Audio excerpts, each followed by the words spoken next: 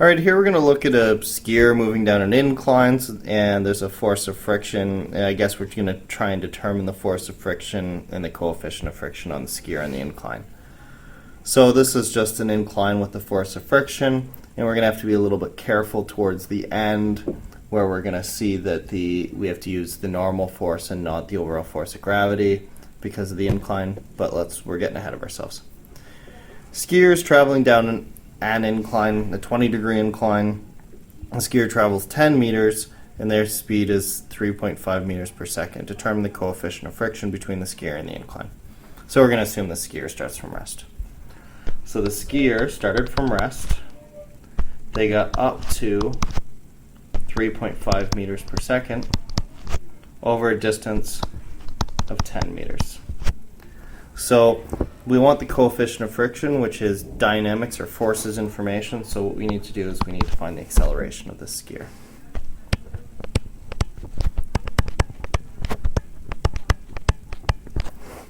So the equation that relates dA, V2, and V1 is 2AD equals V2 squared minus V1 squared. 2A, D is 10. V2 is 3.5 per second squared, and V1 is 0. There we go. So A is equal to 3.5 squared divided by 20.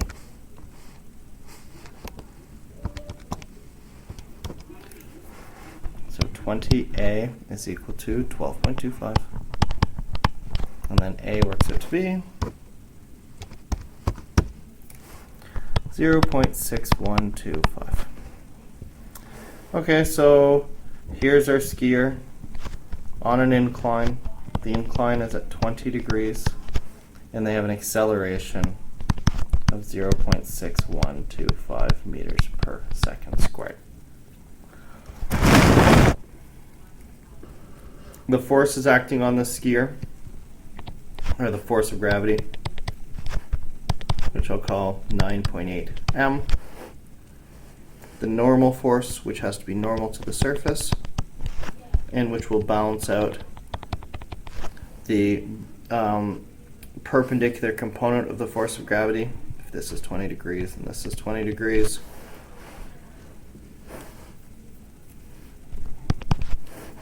So to calculate the value of that, I need 9.8 m times the cosine of 20.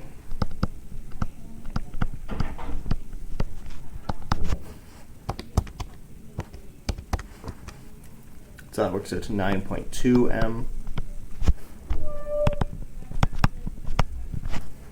Negative. This is negative.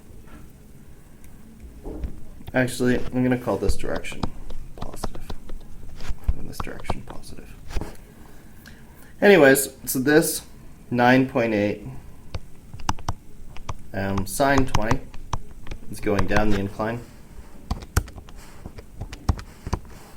Works out to 3.35 m.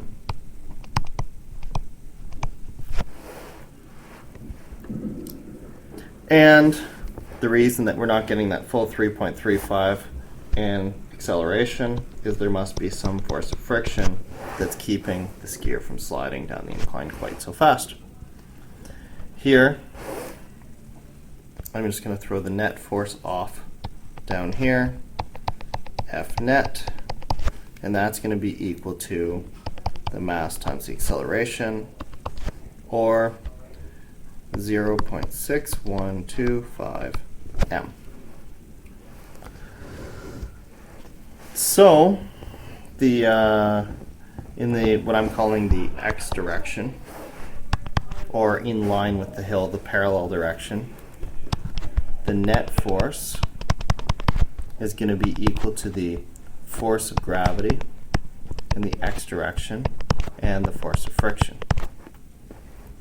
The net force is 0.6125 m is equal to 3.35 m plus the force of friction, and then moving the 3.35 over, I get the force of friction being equal to 2.7 m negative.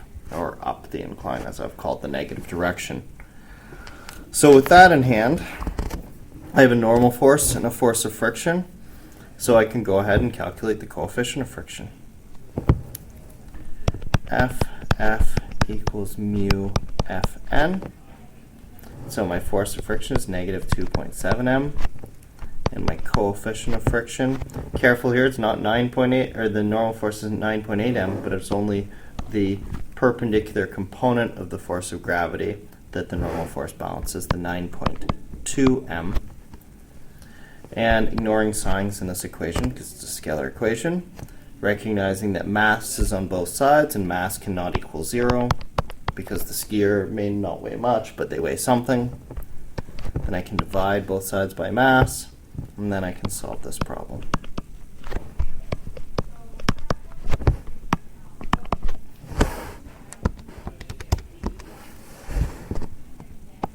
And I get a coefficient of friction of 0.3.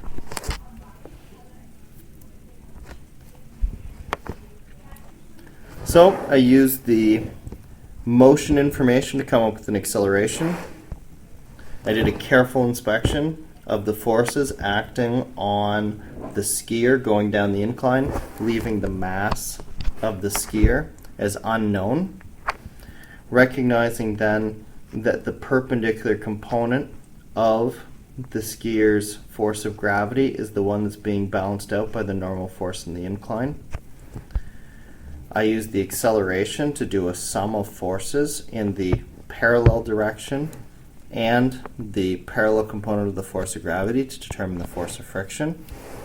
And then using the normal force and the force of friction, I was able to come up with the coefficient of friction.